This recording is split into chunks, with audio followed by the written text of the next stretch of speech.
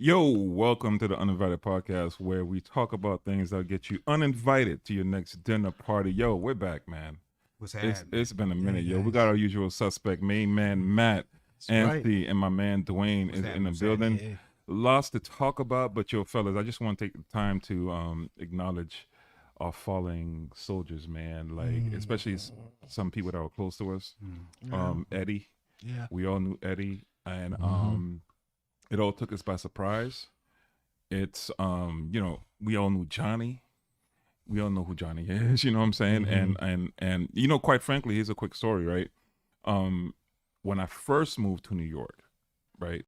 Eddie and Johnny was the first two musicians that I got hip to, right? By way of David Dormius. Because we was here, me and Manny was here. We was just like, yo, who are the cats out here? Because we don't know who the cats. Because the people we knew was like Butch, we knew Melvin, and we knew these guys, right? But we was like, yo, who's the other cats?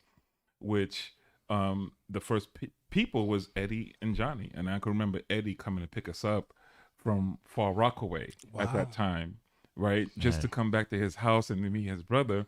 And Eddie was always hospitable, man. Like he was always down for the drive, right? Yeah. He drove us everywhere, like every concert, every where all the musicians at, to the point where we went to a gig with Johnny, in the city, and that's how I met Gil. See what I'm saying? So you see how it all came to fruition, and then from Gil, then Gil brought me back to CCA. Then I met y'all, right? Yeah. And then y'all, then I met Faye Cool, right? Who's also the producer of the show. Shout out to Faye Cool So the ripple effect. and his beautiful studios. But yo, it started with them two brothers, Right. you know. And I'm forever grateful for all the Friday nights of like stuffing our faces with pineapple pizza. Eddie put me on the pineapple pizza. Yo, y'all eat that son, we used to stuff our face with pineapple with pizza. pineapple pizza and Good. wings I like pineapple. every Oh, Friday. And yo, and All right, podcast over, man. dude, we was wilding though. We was wilding, yo, Chinese food every day in joint.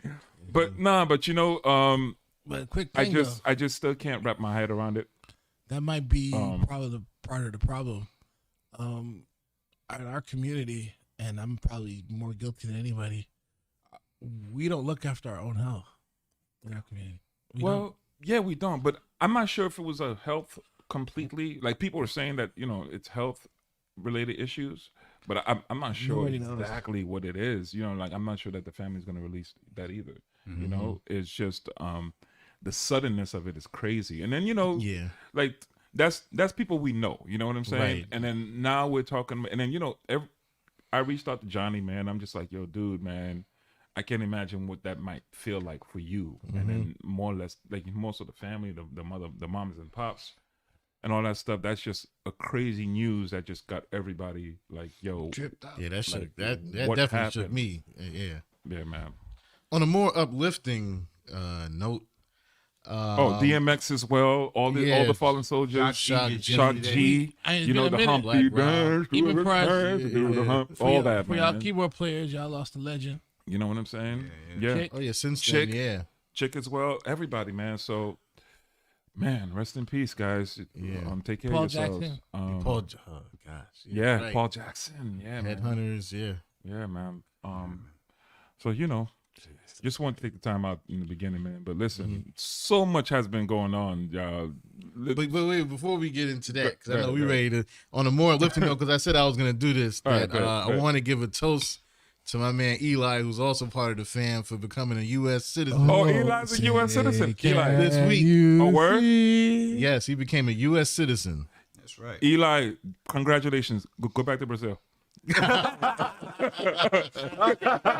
I can't reach you over there, man. I don't got no Okay, there we drink, go. but Okay, but that's I'm I playing, have I'm to ask the playing. question though: is this the That's America amazing, Eli. that everybody wants to be part of? Though, are we still in the best country in the world?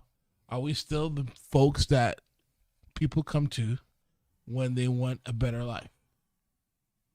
I think we're hanging on. I think so. I think as bad as it is at times, I still think that it's better than other places. I think when you have Stevie Wonder as blind as he is to want to move to Ghana, I think it's time to That's reevaluate. Reevaluate. That's why I say we're hanging on. We're hanging on for dear life, but it's still better than most places. That's what I'm saying. And I don't think necessarily, because I do believe that the United States, despite all of its flaws, is a great country to live. However, we do that by saying other countries are horrible when they may not be. Like he's like, Africa, Terrible. It's a terrible place. You're they don't right. even have water. European. Right. Socialist. Meanwhile, Nigeria is like extremely Wealthy. prosperous and wealthy, but they don't tell us that. Right. But you know, in spite of all that, I you know, the fact that I can come and crack open a mic without somebody coming in and saying, "Why are you on YouTube?" It makes me feel pretty good. Right. Freedom. Right. Well, yeah, to a certain degree. So what degree does it stop? Where does the freedom stop? I think it stops when you get to a certain type of influence. I think in history says that. History would prove that. I'm not saying anything new. When you get to a certain type of influence, I think that you start to mess with different things. Like you start to mess with people's pockets. When you get to a certain type of influence, you start to mess with the infrastructure that people placed. You start to mess with a whole lot of stuff. So if you get to a place of real, like a lot of influence on a massive amount of people, then freedom is a question. Like you're not no longer free. You're free until that point. I don't think anybody's free though, because I mean, even if you go to the top rung, you're answering to somebody. Right. Freedom is right. I agree with that in terms of freedom is like, what word is that really, right? But if we're gonna use the term like you're free to like you just said, like you're free to come in here and say what you want and be on YouTube, right? Without nobody telling you anything. That's a level of freedom that you have, right? Yeah, but even there, we start talking and saying offensive stuff, quote unquote, depending on who's reading it, they'll take it down. So even there's a level of checks and balances that you're still going to have. As far as America being the place still, I would have to agree with y'all. I mean, I don't think we would want to be in Russia right now. Just from what I understand of Russia and from what we see is about how they treat their dissidents or folks who are speaking like we're speaking. You might not want to be there. Probably won't want to be in China either. However, I think one of the issues that us as Americans and I think us as Americans in general is we're so indoctrinated with us being the best country, the best of everything, that we don't deal with our flaws or our issues very well nationally or politically. Well, I'm glad you said that, right? So what is considered best when people say that, right? Because let me just throw this out there. If best is, let me see. If best is I stole and I killed and I profited, and therefore I profited, the best. Is that considered best or barbaric? Well, I think what's best? How do we look at best? Right, because like it, and there's one thing I've been thinking about quite a bit lately. Like, we tend to honor the ones who steal, the ones who outlaws, cheat their way to the top. We honor and we celebrate those people, even even amongst Christians.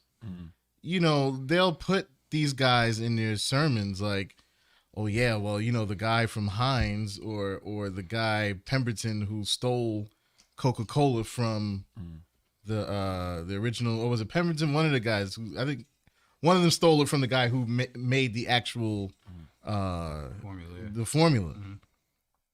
And like we honor these business people who were basically, they were pirates, of their time.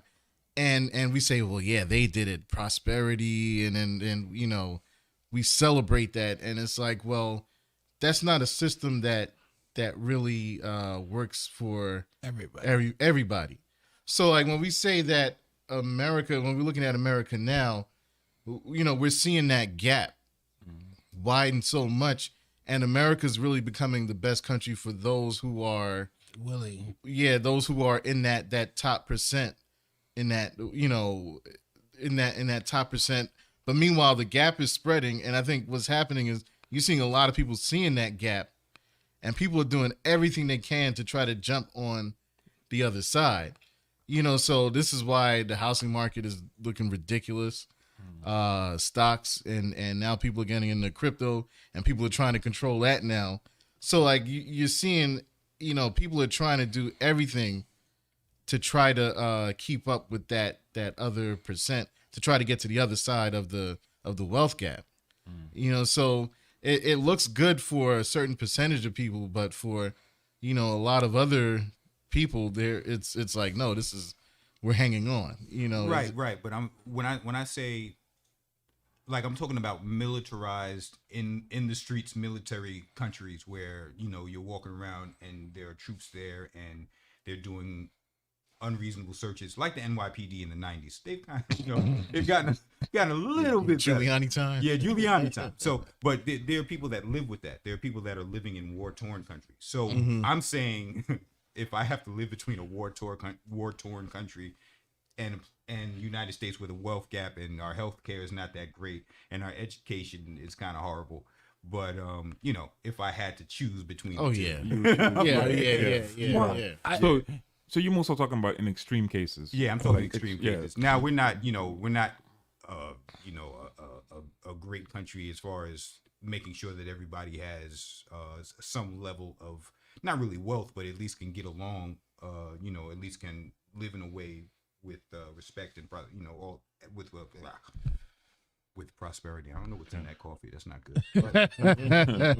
But yeah, as far as everybody not being homeless, we're not doing very well when it comes to that. I think we forget though, and I think we forget as a country or collectively that America is a country built up of outlaws. Like, and one of the things that drives me nuts, especially with what's going on with the Black Lives Matter and all that stuff, you have these people looting. Again, I hate to have to qualify this. Looting is wrong. Rioting is wrong. When you're on the streets burning people's property, you should get whatever consequences coming to you. But again, like James Baldwin said, rioting and looting are the screams of the unheard. I had to remind some people the other day, and some people I know pretty well, they were speaking on, folks looting and all this stuff in terms of what's going on here. Wait, they're looting now? Well, it was happening in Minnesota I don't think they're doing it Oh, now. okay. Well, whatever it was. Oh, yeah. Okay. And they were speaking on putting up memes about how terrible that is. And what I had to remind them of is that this is nothing new in America. The greatest riot and looting that ever happened here was in 1773. And that was the Boston Tea Party. And the people who rioted and looted there became the founding fathers. Right. But they put all commerce in America at that time to a halt. They took the number one import and they were pouring it out. And they weren't fighting for life. They were fighting for taxation and representation. So when you go around however many years later, 200, 225, 230 years later, and you're saying these people shouldn't be rioting when they're getting killed, you don't know your history. Let me bring this point to you, right? And to everybody. You said looting, right? Okay. I'm not down for looting, especially if grandma has her store she had for years. Yeah. And here you go destroy grandma's store. Yeah, it makes no sense. In your own community. All right. So here's the thing.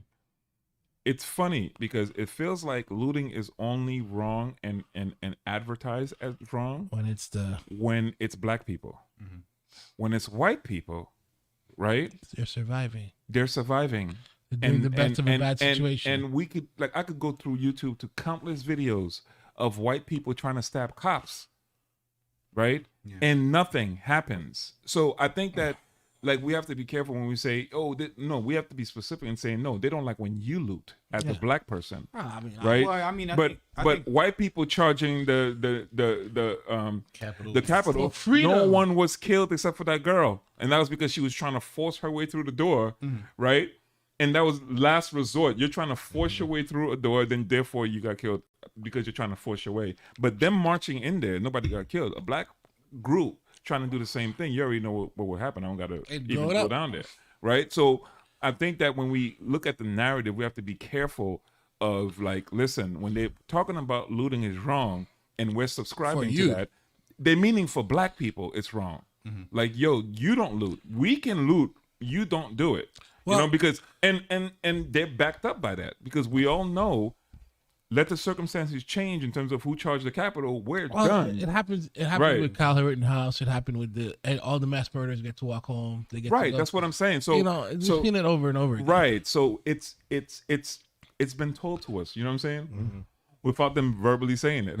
Like, yeah, you loot, we kill you. But if they loot, you know, they're just trying to march for their rights. And you got to understand, too, this is another thing we keep forgetting. And again, we don't have these history lessons. The police in America was started to capture runaway slaves. That's what it was started for. We didn't have policing like we have now before that. So that spirit of make sure we catch these, it's still there. It's still there. To the point where 99 times out of 100, the police shows up to a call. They have no idea what the suspect looks like.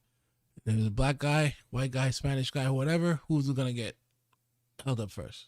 Well, the black guy. We just saw that with that girl, actually. Unfortunately, that girl, not that that's the exact situation that happened in terms of black guy, Puerto Rican guy and stuff. We saw a situation where somebody calls the cops, right? The girl actually. The girl calls the cops.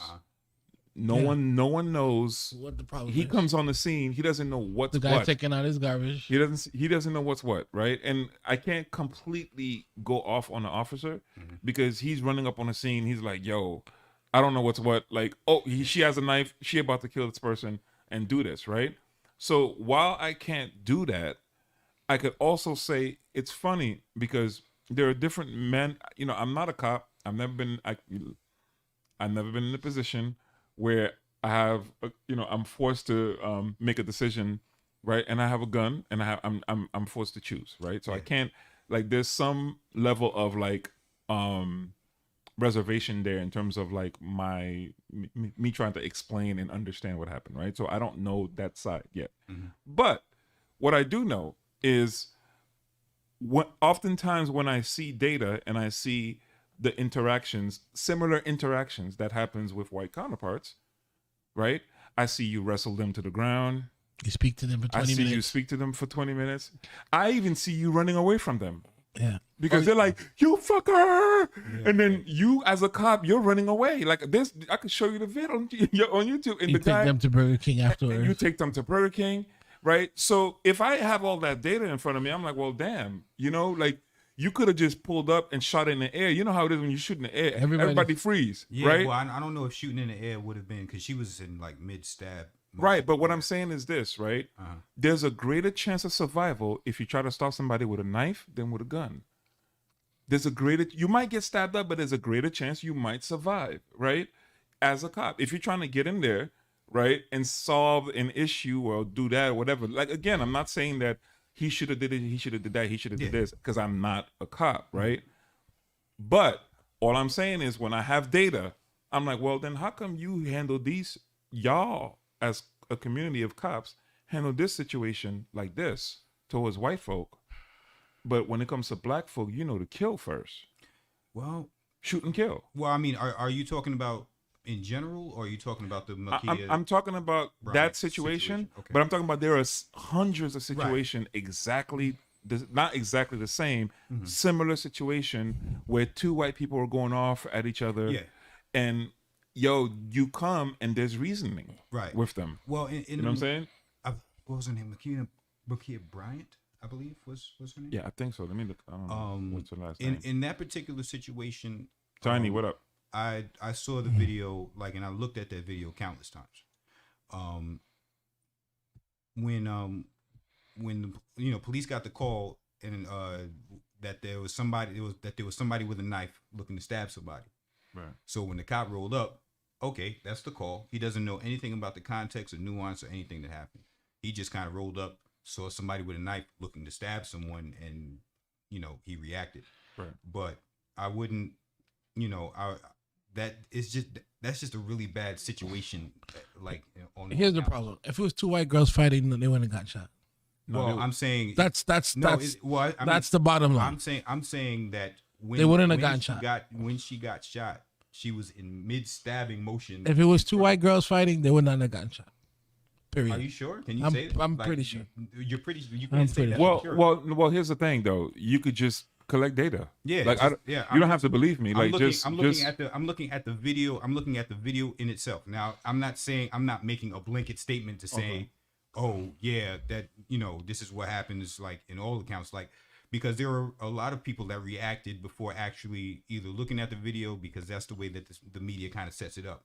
Media knows buzzwords. If they come out with a story, if you get an alert on your phone, 16-year-old black girl gets shot, you already have a row of emotions before you actually read or see what's going on.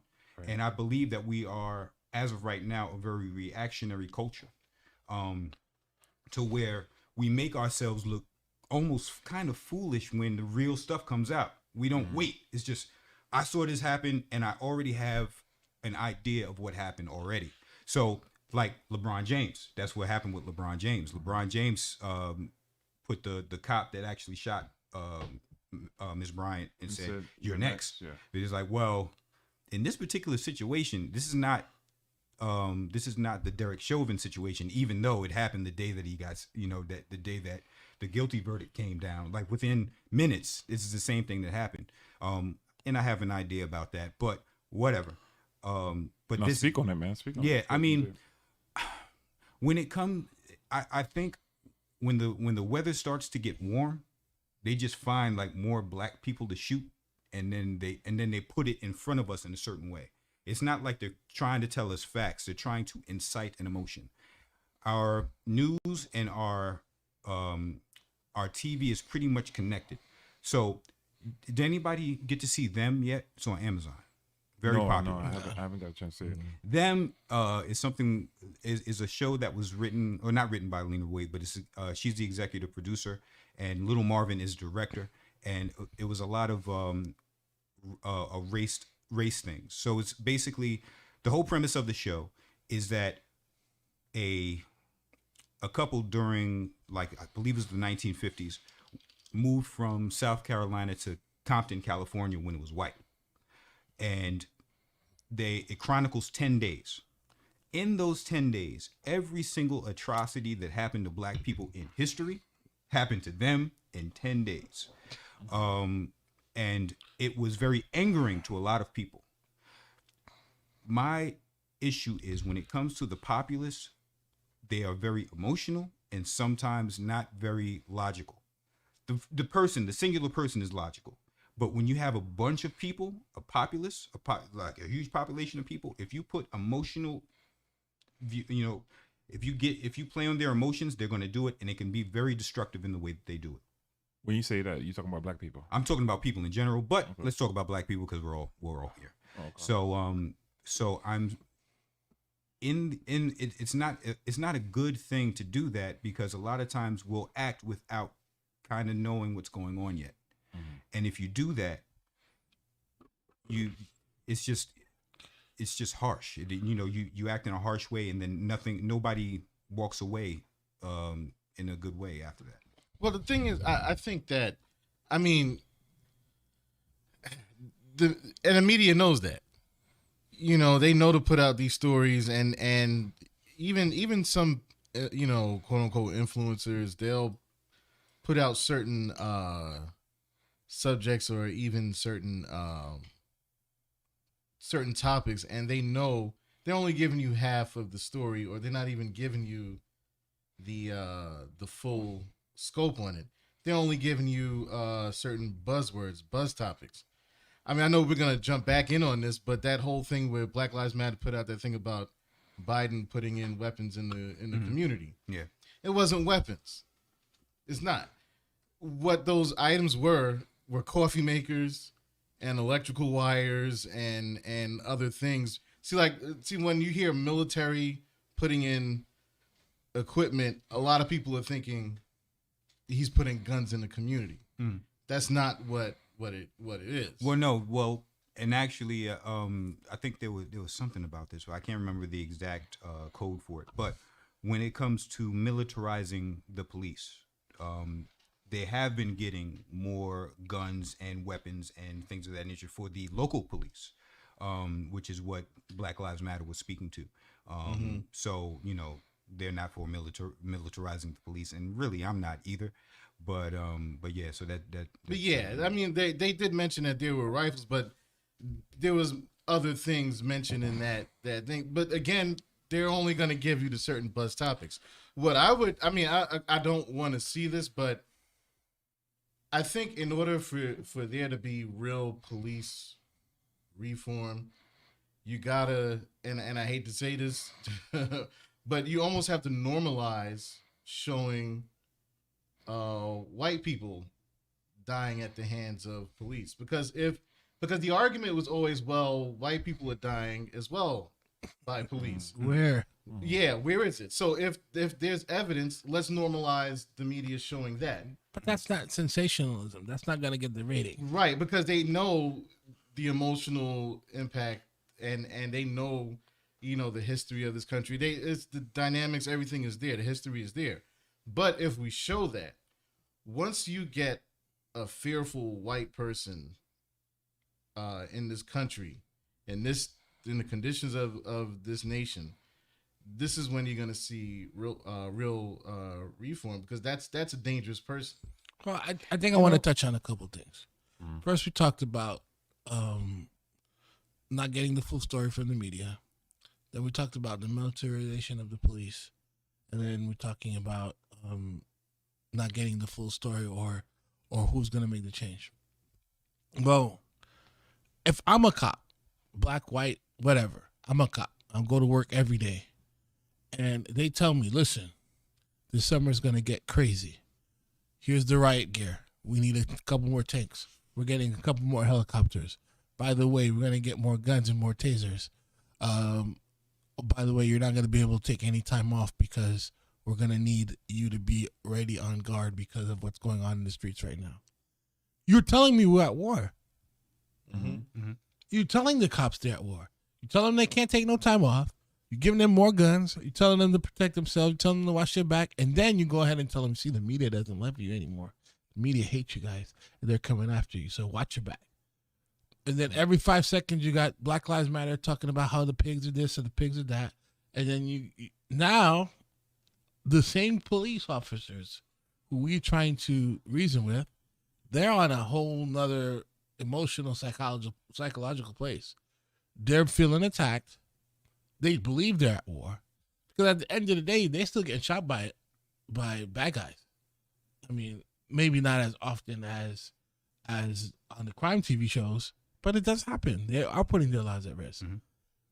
But what happens now is we've put them in such a psychological place that they are at war, and they're fighting for their lives. Now they're at war politically on the same time. So the cop right now, their psyche's got to be all types of jacked up. That's number one. Then you have the Black Lives Matter folks, right? Who want to demilitarize the police, want to defund the police and all that stuff. So we have these two things happening at the same time.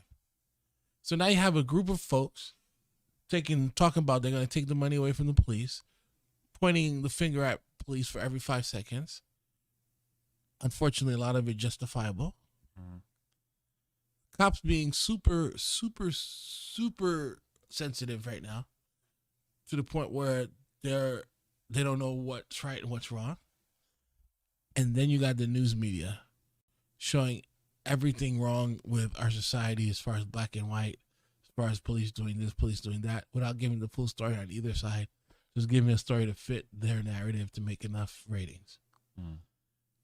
For all of these things to change, we have to change the way we do things. We have to change the way we talk to police. We have to change the way the media is is portraying the police. But at best, we also have to have some cops that are part of the community on our side. And when you hear a black guy say that, people are like, what? Cops are never going to be our side.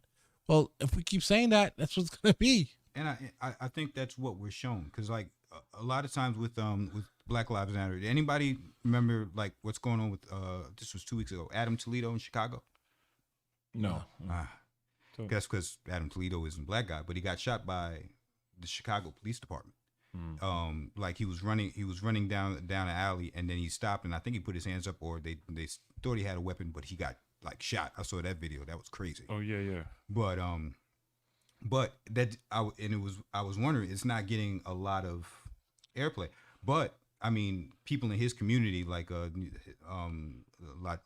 and I don't know exactly which one he is, but they're out there marching, but it's not getting any type of news play. So I think this is a concerted effort. I believe that there's something behind this, because the emotions are high with black folks, almost to the point where like it's like, come on, bro, like not, you have to know context and nuance.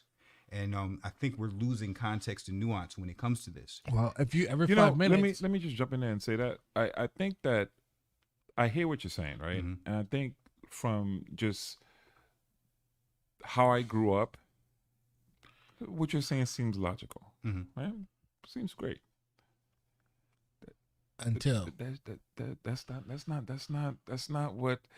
It's good for the 2%ers that's sitting up here in this room talking. It's not good for the majority of people, because the majority, you can't assume everybody's as educated, right? That's going to be emotionally disciplined enough to do that, right? They're just not going to happen. I think that what's failing us is the fact, like as a community, I think what's really failing us, it's not even so much like, how we're going to talk to cops and being nice and doing, like, we've had people that follow the rules and still got shot. Yeah. Right. So that's not going to change anything if they have an agenda to kill.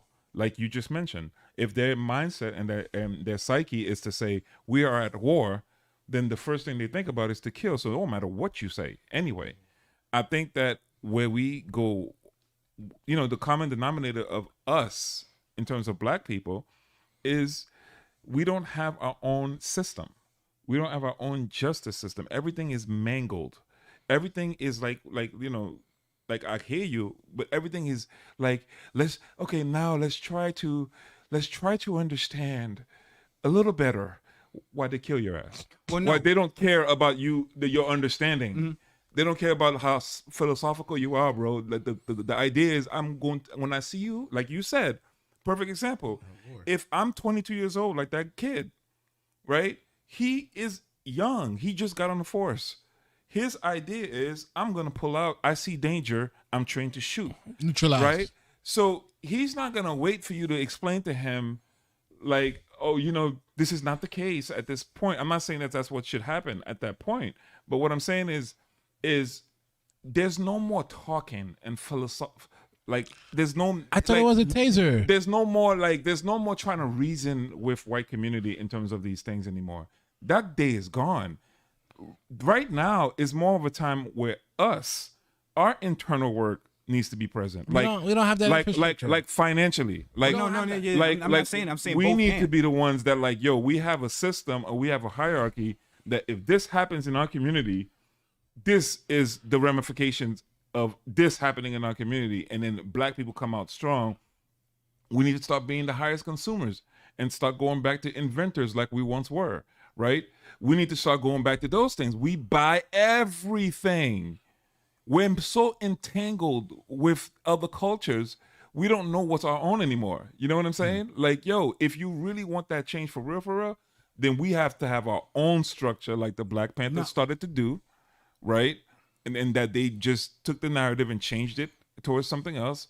No. Yeah. What I'm saying to you is, like, I'm spinning off kind of what you're saying, because what you're saying is not wrong. Right. No.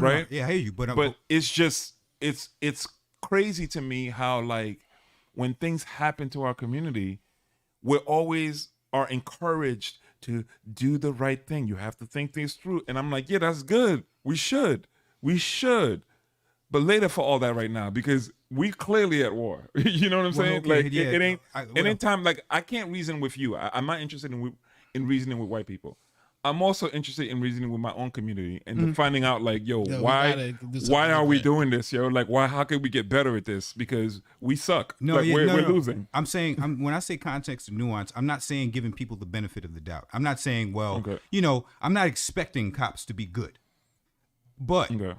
I'm also not going to paint with a broad brush to say almost like everything is racism when it comes to cops. I'm not going to say that.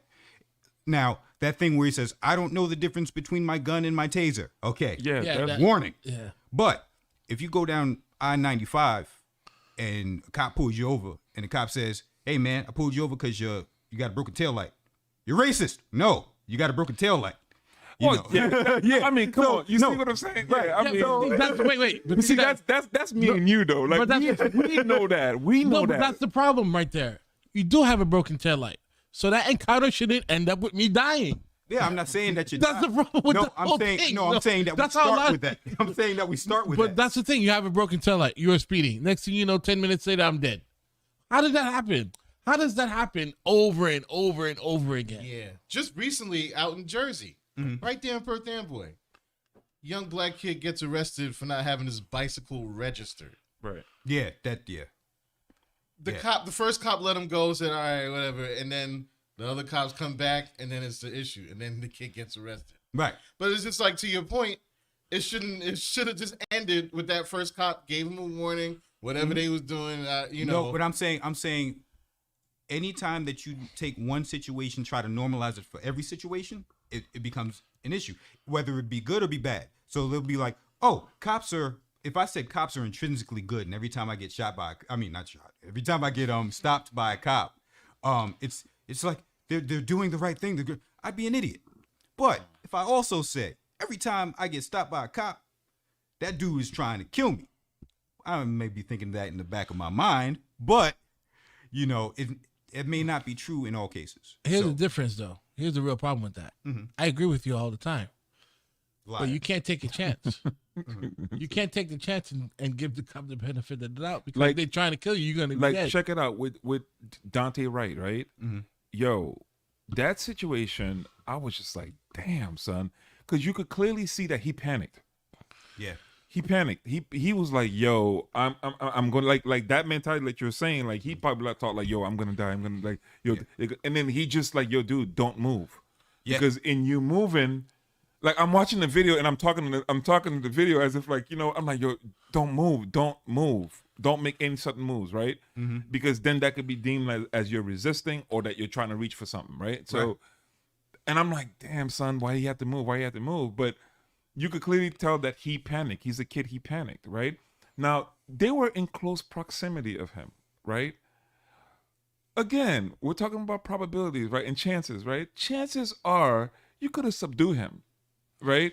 You take out your gun, bro, and then you say, like, yo, chick, I should say, right? You take out your gun, and then you say, taser, and then the funny part is, the taser's yellow, It's right? absurd. It's absurd. Right? And then before you even do anything, you're like, taser. And you have to charge a taser to use it. Yo, like how dumb? Yeah, that gotta go down as world's dumbest cop that was as well. No, when you Because got Pat Robinson, you reach for that gun knowing damn well what you're trying to do. You know what I'm saying? My grandfather was a police officer in New York City in the 1960s. So I got a lot of stories from him. And he always told me, he's like, listen, if you see a police officer pull up, stop what you are doing. Do not move. Put your hands in the air. Don't do anything. Let them make sure you see because I mean, even in the job that I work for, it's a city job, but it's not the police or anything like that. But even with us, like with MTA or anything like that, conductors or train operators, we don't want no problems. We just want to go home. Same thing with anybody else. They don't want no problems. They don't want to go home. They just want to go home. So in that situation, whatever gets you home is what they're gonna try to do, and it's unfortunate. Maybe next week made a good point. That goes back to what you were saying about black people being expected to be perfect. True that. Dante was rightfully terrified. True that. Yet somehow someone who has been a cop for 6 years longer than Date was alive and is allowed to make a mistake. Great point. So that cop he made a mistake. That was she made a mistake. Yeah. With Michaela. Is it Michaela? Micaiah. No, he's talking about Dante. Okay. No, what I'm saying is here's the parallel, right? Right. The young cop made a mistake. She, right, didn't know the difference between a taser and a gun and decided to pull out a gun, right? Now, both situation, white people makes mistakes. Black people they were threatening you, and they're not allowed to make mistakes. And I think this is the gripe where a lot of people like us that are educating that are saying, like, listen, give us the same measure that you give to everybody else, right? And that's really where the fight is at. Like, you give us the same measure of grace, I should say, right? As you give to somebody else. Like, if he is a kid, he panicked, and everybody saw that. He panicked. He tried to go back to his car, right, and try to make whatever was going on in his head. We don't know, but the kid panicked, right? So you're rightfully, you're right in you pulling out a gun and shooting him because he clearly panicked. But yet, when it's you, though, oh my God, it was just a mistake. You have to understand. And then they implore the black people to have reasoning. Well, I think the reason why the Derek Chauvin thing is such a huge deal, even though it's plainly obvious, we all saw the video. We saw the video from before. We heard from all the other people there. There's footage.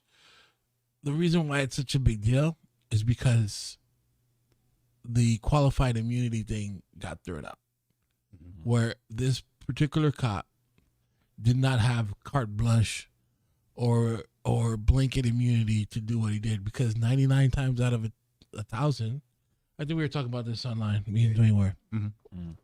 There's been like 140 cops arrested since 2015 on murder charges while on duty, while it happened on duty. Out of those folks, only like 10 or 7, only like 12 or 13 go to trial, and then only 5% ever even get any sort of conviction, and usually it's a slap on the wrist, go home. So when we saw this guy and actually get convicted as guilty, it was a big deal.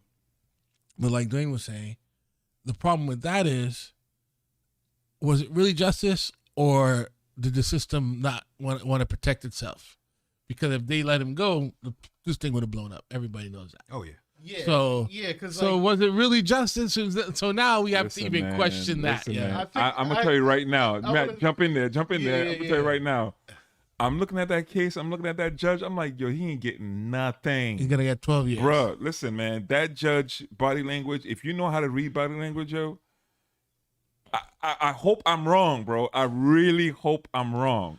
But I'm watching the case, and I'm like, this dude doesn't think Chauvin is guilty, man. He doesn't think Chauvin deserves it. I was surprised. He doesn't think Chauvin deserves it. I was surprised. He was trying to look for anything. Yeah, right. The whole thing with Maxine Waters, yeah. man, shut the hell up, man. Yeah. Nobody cares. Why are you asking the jury don't look at the news? Your ass looking at the news, right? Who gives a damn what Maxine Waters is saying, right? Right. Do your job. Yeah. Right. But again, that's somebody that's trying his hardest, yo, to look for something to be able to bring the case back and to justify Chauvin, man. And that's why I'm like, yo, don't get too happy, because homie might just get 10 to 12 years. I was surprised. Right. I was surprised that they got the murder. Because whenever you're on a jury, in order to get murder, there has to be intent. You have to be able to argue that this person. But they did second degree. They didn't do first degree. No. I think is it second degree? Second degree. First degree would be intent. First degree premeditation. Right.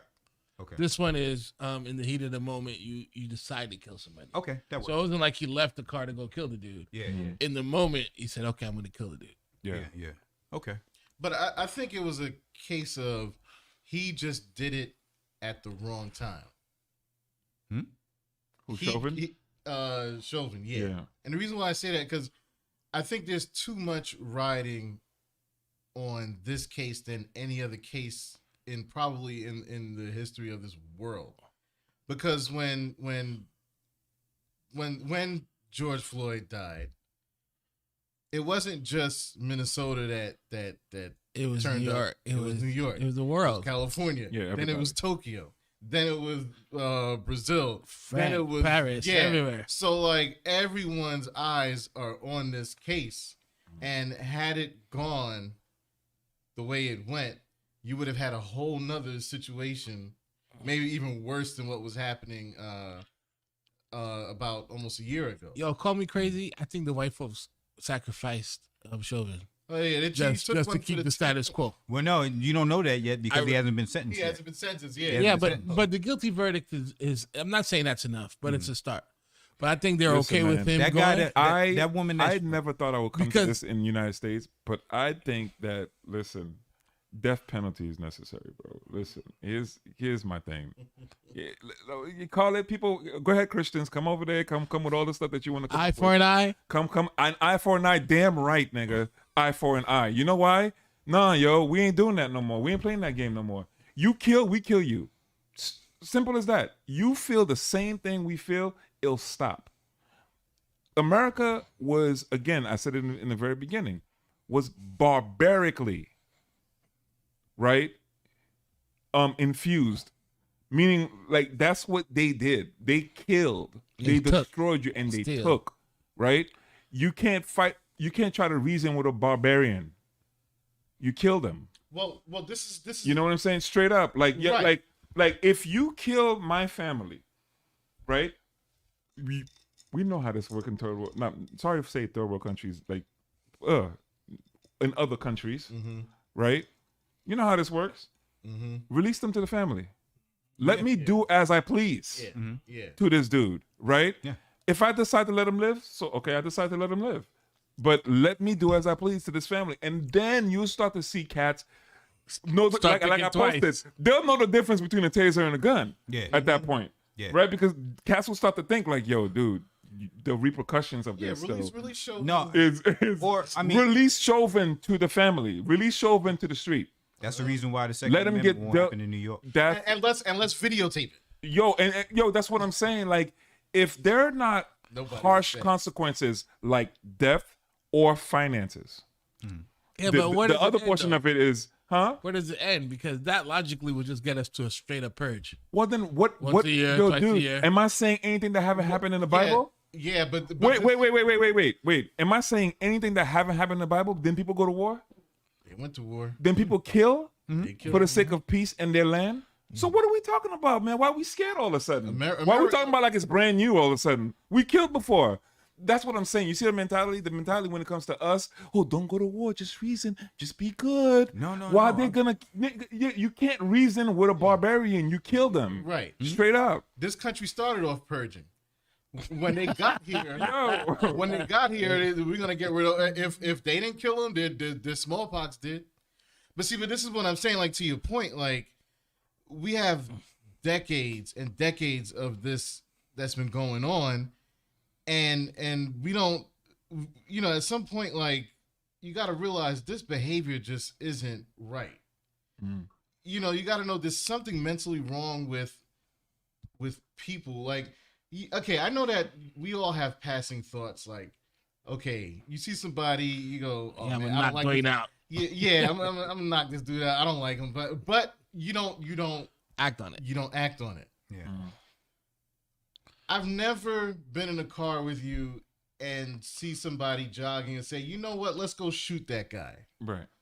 I never said let's go tie some. I never even thought about it, or never thought about it, much less done it. To let's tie somebody to the end of a truck and let's drive. Driving for a couple miles. That type of thinking is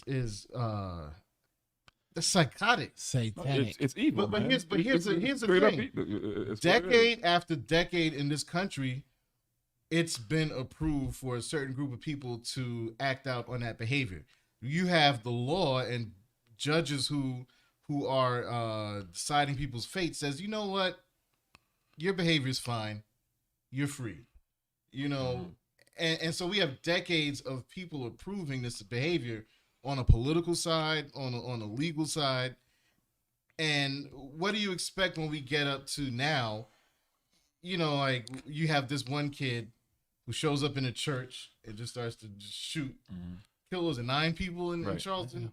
What's gonna stop mass murderers from happening? All these mass shootings. You see what you're It's saying? behavior that's been approved. But I tell you one thing: if somebody in that church had a gun too, he wouldn't have made it. That's what I'm saying, though. Right. This one, who's like what? Okay, armor bearers, stop carrying bags and start carrying guns. Let me say that again. Armor bearers, stop carrying bags. Stop carrying pastors' bags and start carrying guns. Y'all niggas gonna be out here. Y'all gonna have people roll up on y'all and kill y'all again, right? And all y'all doing is carrying bags. You can't do nothing with the bag, dog. Yeah, and that's what always kills me, man. I'm It's sorry, like, yo. I'm Go get a gun license and, I am and so carry. so very Second Amendment is sickening because I'm like, listen, he's like, oh, somebody just shot up a school. He's like, what are we gonna do? Shoot back? What's wrong with you? It's like, why are you allowing someone? Once I hear like one shot, if I allow one shot to go off, somebody's going. Like, somebody has to do that. I'm saying, What's like, wrong with yo, like churches. Everybody here goes to church. Like, yo, listen, we all go to church, right? Dog, you gotta start carrying now these days, man. You gotta, we gotta wake up, man. Like, you're not in a fight unless those people. Listen, those people are sitting up there praying, right? And here's the most egregious thing that happened, yo. Homie walked in and stayed for the prayer. Yeah. Bruh. He walked in and stayed for the prayer and still decided, right, that he's going to kill you. And so now, I'm sure they were praying. They prayed for him. Oh, yeah, they actually prayed for him. Yeah. Right? So here you go, and with these people saying, well, prayer works. And prayer's going to thing, and I'm going to throw all this caveat out there, right? These were praying people. It didn't work. It didn't stop the killer, right? These were people praying that, whatever they prayed at that moment for that person, right? Still didn't stop him, right? You know what would have stopped him, though? If the moment he fought that one shot, he saw another shot come right back at him.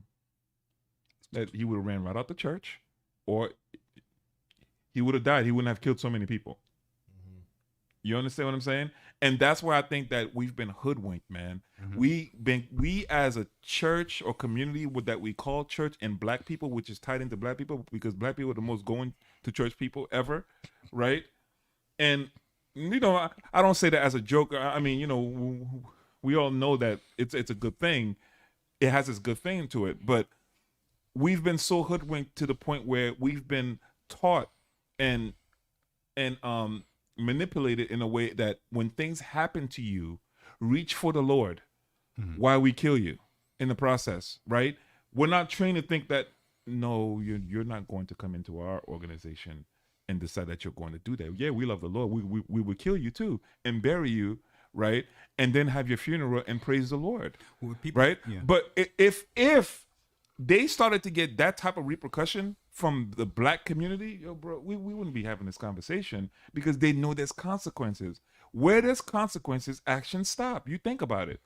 You can't just go out in the street and do whatever you want. Why? Because you know there's a consequence, right? Right.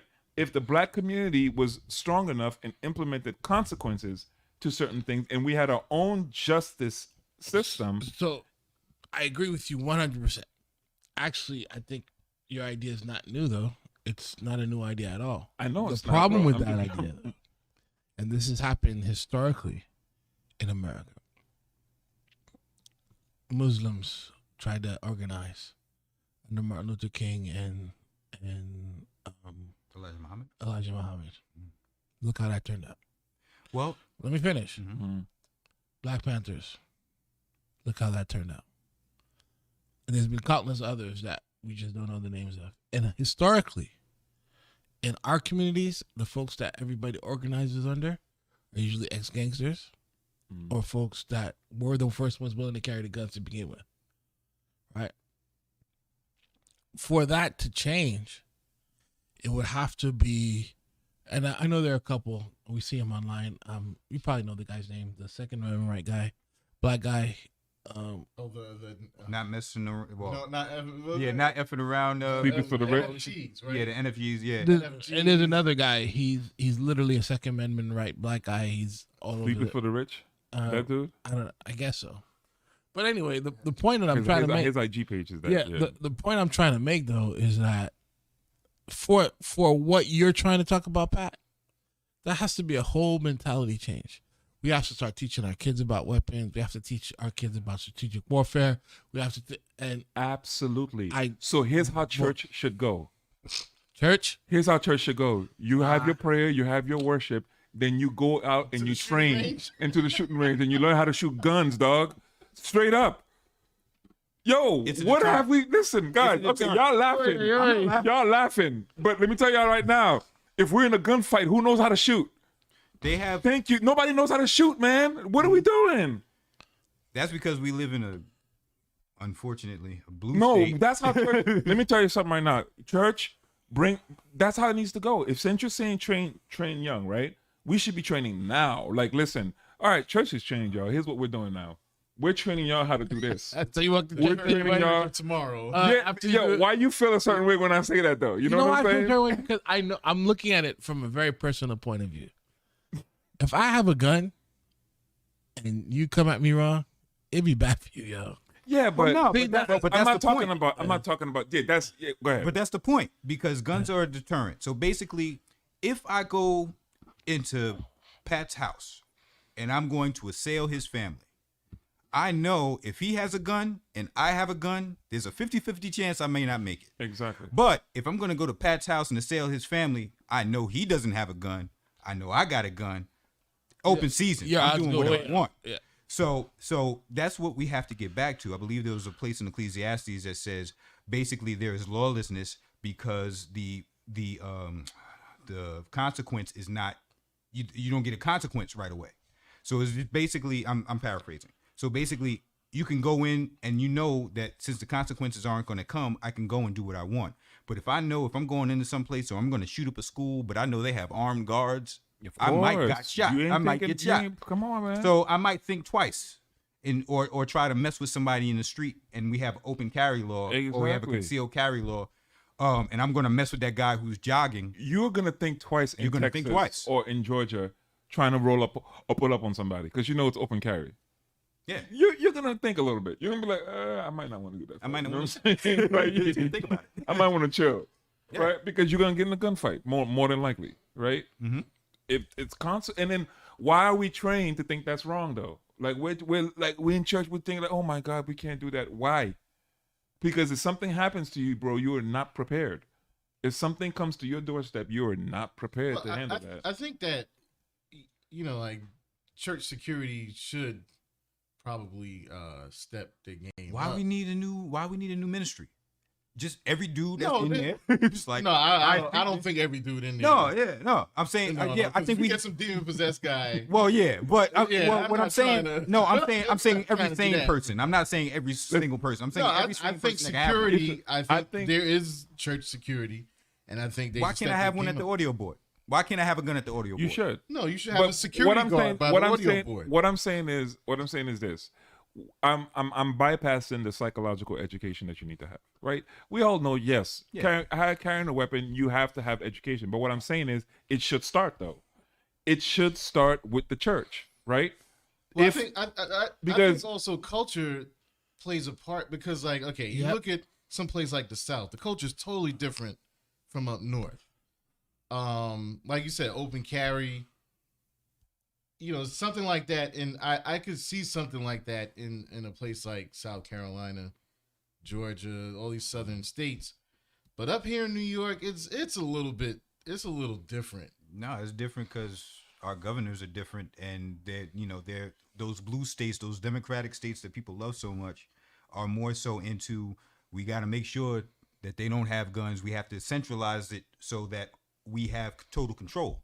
Because if cops had guns, but we had guns too, it would be a lot. They would think different. more, man. They would think more. There wouldn't be a mistake. It's either that or the other strategy as well as that is financially.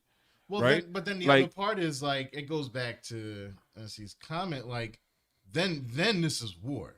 It's already war. Yeah, but now it's like shoot on sight. But it's not gonna be pull over. It's just gonna be you can't. No, it's not gonna be shoot on sight. There's gonna be no protocol. It's not gonna be shoot on sight. Again, like I'm bypassing the correct way of trying to do it, right? I'm not saying you just go out there and just start giving everybody guns. I'm not saying you start You get doing a that. gun. You get a gun. No, You get a gun. Everybody Yeah, gets I'm not saying you operate. What I'm saying is the education, though. The education from you telling me that the same amount of time you're telling me that Christ is Lord and people need to get saved, yes, right? I'm for it. I The grew church up is in not the it. place for that, though. No, you can't say that because they pulled up on you and killed 9 people while you were praying. No, but let me What do tell you you mean why. not the church for that? Let me tell you why the It church is a place for that. It's matter of fact, it started with the church. Let me tell you how to do it. Yeah, let me tell you how to do it. It's Ansy, like you said. It's it started with the church. It's got to start at home. You said it. Okay, you said the church is not a place for that. Explain. Let me tell you why. Who's the church? No. Ansy, Let me- who's the church? No, but explain. We are though. the church. No, I no, get no, it. I no, know no, you but you're saying the church is not a place for that. How? You have to explain that. So are you talking? Okay, because I'm being really literal. Because what you said. Who's the earlier. church? You said, okay, we're gonna do our Sunday service. We finish preaching and we go to the gun range. Is that what the whole church is gonna do that now? Yes. Why not? Not the selected few. Why not? Yo, but if you decide, Give me a call before listen, the my church. He dude. said, yeah, that's it. Yo, if you decide, after service, if you decide, Bulletin Bibles. if you decide, yo, it's not for everybody.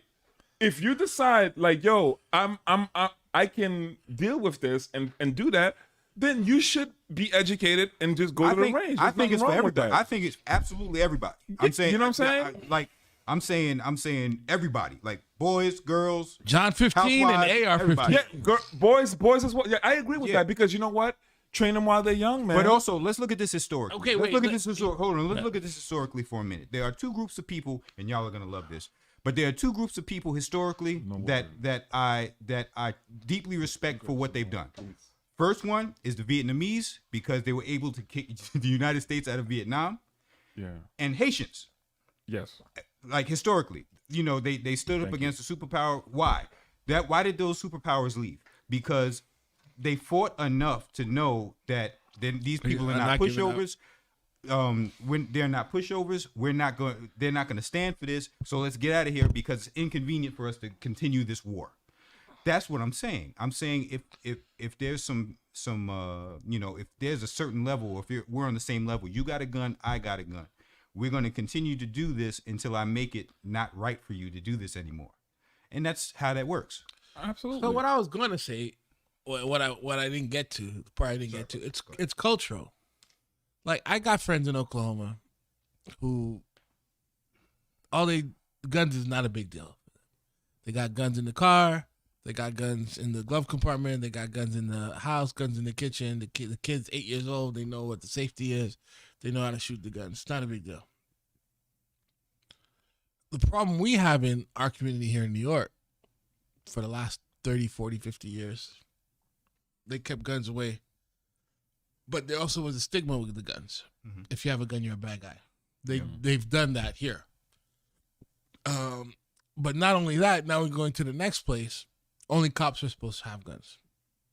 So after you have all of that, there's a whole level of education and cultural shift that would have to happen before we get to that point where we, finish preaching and join to the gun range. Mhm. There's a whole, not that I don't think you're wrong, honestly, because if we as parents taught our kids how to use guns effectively, what a gun means, what is the history of guns, well, how guns affect the culture, that's a totally different thing than okay, we're upset now, everybody gets guns. Well, that's not where I'm coming from, too. No, I'm not You know saying what you're I'm coming from there, but some people misunderstand that because they see what's happening in the news. Now we should get a gun. Yes and no. Now you should educate yourself about guns. Now you should educate yourself about how to use guns. Now you should make sure that your generation and your next generation doesn't have the same issues that the generations previous. But just guns by itself is not the solution. Mm-hmm. We've got to understand how to use the guns. Mm-hmm. Because that same armor guard that's holding the pastor's briefcase, maybe that's all he's qualified to do. Ansy, when we get in a gunfight, right? Forget your qualifications. Forget your feelings. Why you have church security? Forget your No, feelings. Matt, no. Here's the thing. Forget your Your feelings. church Because you know why? should be That is an everybody ministry. Because sir. you know why? You know why? We got John Wick You know and why? Rambo over here. You don't get ready. You don't go to a gunfight and decide, now I know how to shoot a gun. They pull up on you, son. It's not the time to try to learn anything. You better know what you're doing. Which is why With the that, time to learn you is better- now. That's what I'm saying, Yeah, though. this That's exactly what I'm saying. I'm like, if so you then we say, agree. if you say the culture is not ready for that, right? Or the church No, I didn't is say not the a place- culture's not ready for that. Or the church is not ready I for said that. the culture has to shift. Well, that's what I'm saying. It should shift. That's what I'm saying. It should shift now.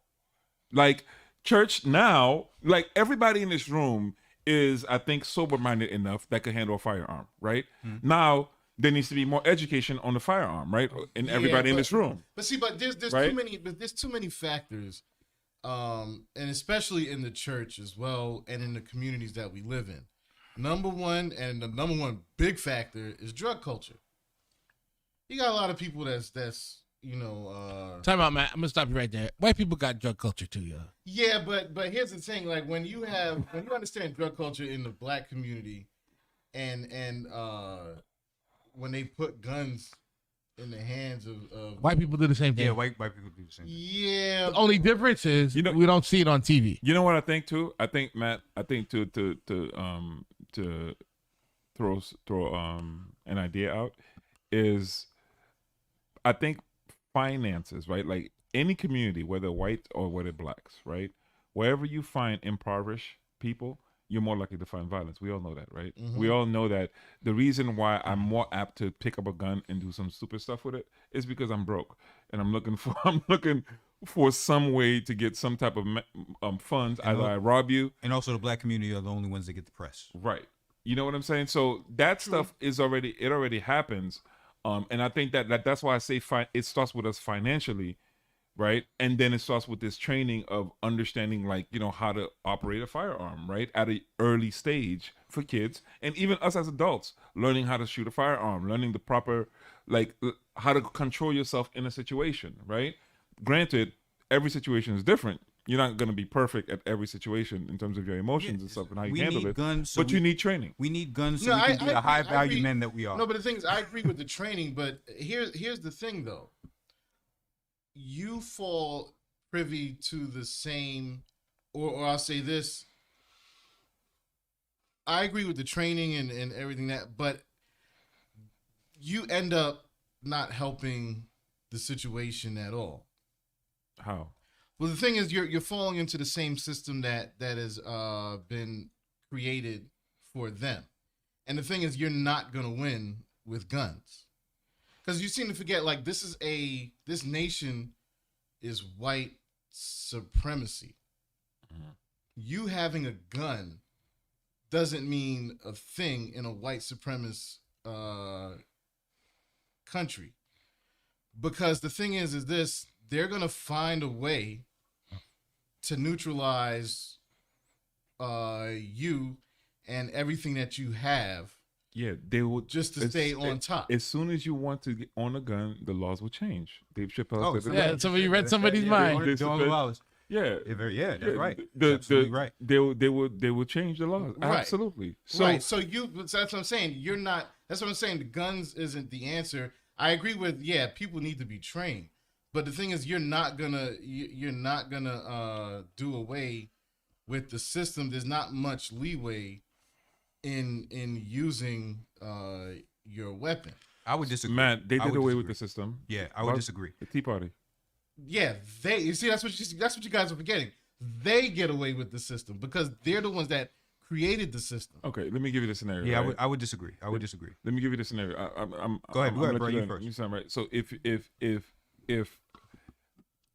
enough of them get killed, stuff will change. Here's what I'm saying. I'm not saying bloody warfare. I'm not crying out bloody warfare. It's gonna. I mean, but in order for that to happen, it has to be bloody warfare. Here's the thing. I'm not saying anything in history that has not happened. There was a lot of bloodshed in the Bible. Lots of bloodshed.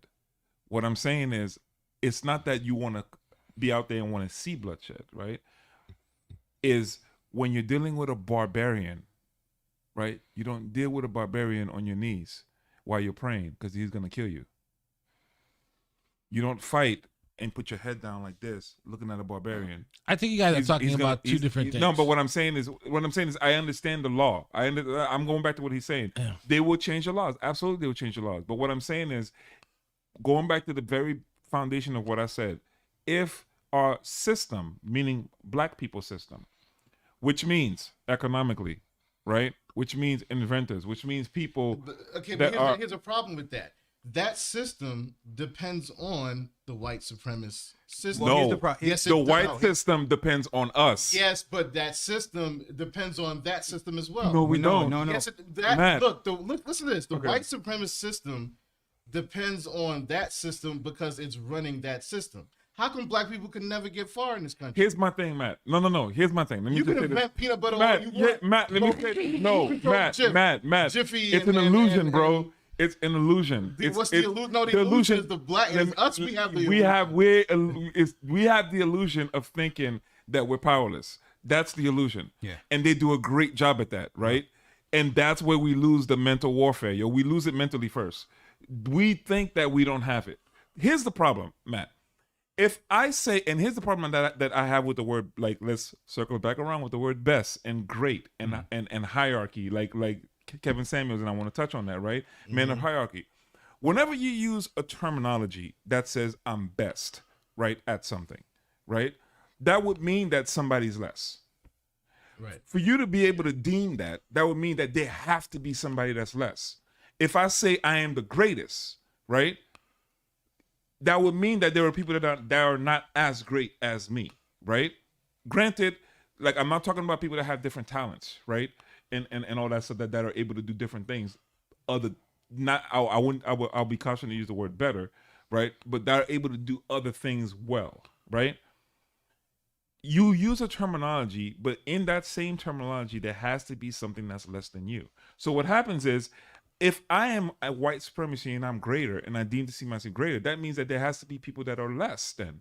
So my job, right, is how do I get to maintain that level of thought process in terms of being great? I have to suppress the other person. I have to make the other person believe that they're lower.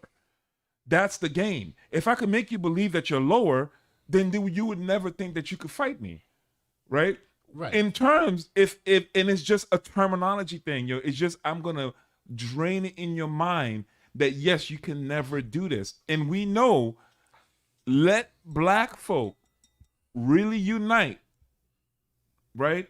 They don't have anything, There's nothing to be white supremacy about because you don't have anybody to be over. You don't. If you trying to say I'm white supremacy, right? Okay, to who? There's nobody here for you to do that. So now you're gonna have to do it amongst your own people. And also, right? Yeah, it's still a hard sell. Okay, think about it. Think about again, and I'm saying that in the most extreme way, right? But what I'm saying is like, we done lost the mental battle and thinking that, we can never get far because they tell you can never get far. So you believe that, and right? Also, there's an issue there too, because you're saying that white supremacy is so strong that you can't protect your own family. I'm saying these guns are not necessarily for us to go out to war. These guns are for us to adequately take care of our families. Absolutely. So that when white supremacists whose children are actually getting trained right now in forests and learning tactical training, stuff that we're not learning, when they do come, or if they do come and they know that we have what we have, it's a deterrent. I don't want bloodshed, but I also don't want to make sure that if it does come to my doorstep, I'm ready to. But here's the thing that I think all you guys are missing. Mm-hmm. White supremacy is not just black and white. Okay. There's ideologies in white supremacy that when you start to read up on these things, you realize that even black people of color, perpetuate white supremacy. Yeah, here's a characteristic of white supremacy. There's a thing called sense of urgency. All right. Now, sense of urgency says this: I want this, I want it now, and I'm gonna have you work more and get paid less so that I can get what that is. Mm-hmm. Now, how many black people do that to their own people in this country? Well, I think that's been the game with us. The reason why we can't be loyal to us is because they always get us with money. But that's what I'm the saying. game. But that the but game see, is but that's what I'm saying. the But game. that's, The game but is that's white. But that's I'm white going to give supremacy. you this because you've been always poor all your life. Right, but see, right. But that's the sell, though, Matt. They sell you. So how do you as a black man in this country overcome that when Okay, so then Matt, black people that you look up to then Matt, are doing the I same agree thing with that you. every white I agree person. with you when it So comes to here's the that. thing. In order for you to do that, you have to dismantle your own people on top. Yeah. Yes, I agree with that. I agree Matt, with that. That's listen, cool. here's the thing. I'm for that. Yeah, yeah, that's Because fine. the thing is, if we're gonna dismantle white supremacy, it's not just white. We have to get rid of So the if I'm but here's the listening to thing. you I can't- guys, let's- you guys hold want to on, hold on, reset the hold on. matrix, Let me say the this. whole thing. Hold on, have hold to on. reset Here's the the thing. whole Here's the thing. You can't decide to say I'm going to dismantle my own people, right? Because I don't think that's cool. Because you don't know how they got there too. So you can't like, okay, he worked hard to get there and he got his money. Now you want to dismantle him. So I don't think that's a solution. Yeah, Yeah, but no, if but he's that's not what I'm running, saying but here's the thing: if he's running the same game as his if, counterpart, if he's running the same I have to game, dismantle him because right. he's playing the game. I got you. He's playing the game. But here's what I'm saying with the mentality though, right? And now I'm gonna bring it back to Christian and people that say they're people of God. If you don't think there's hope, you can no longer be telling me that scripture, I can do all things through Christ who gives me strength. Like don't come with me with no scripture after that. If you don't think there's no hope, if you don't think you can't beat white supremacy, then don't come with me with no scriptures. Don't say nothing else. Because that means that you're telling me that God you think that you're saying that you serve blah, blah, blah, Bigger than this. ain't bigger than white supremacy. Then all right, then let's leave it there. Don't tell me scriptures then from that point on. That's what I'm saying. I'm like, yo, it's an illusion, man. They make you think that way so that that's you the can thing. go. But here's the thing: almost any successful black person has followed in this country. I'm talking about has followed after and perpetuated white supremacy. But I mean, I don't disagree with that. So- I think we have an issue in our own community. and really, right? whether that system stands up, or whether that system stays or it goes, I'm talking about baseline stuff that we should be doing on the micro level. I'm talking about as just for family stuff. Somebody told you that you can't own a gun in New York, or they make it really hard for you to do it. Very difficult. I'm saying that is a basic right that we ought to have. Now, whether or not the machinations of white supremacy stay, I want those machinations to know that if they come to my address, what they'll be getting. So, in that case, there are places like, there are certain states that allow people to open carry or things of that nature. But, in New York, they make it extremely hard to get a gun legally. It could happen, but it just takes a while. But I believe that that's just a right. Whether there's white supremacy or there isn't, that's still a right. You know what made the Black Panthers, the Muslims, Dr. King to a certain extent,